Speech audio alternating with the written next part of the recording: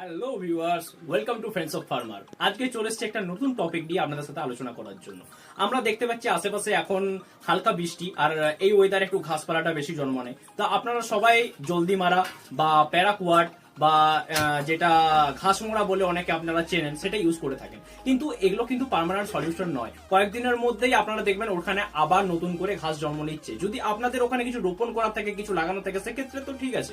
কিন্তু যদি আপনারা চান যেন কোনো যদি পোড়া জমি থাকে, সেখানে আপনি ওটাকে পার্মানেন্টলি ওটাকে আপনি ডিস্ট্রয় করতে চাইছেন, ওটাকে শেষ করতে চাইছেন, সেক্ষেত্রে আপনি ইউজ করতে পারেন গ্লাইফোসেট।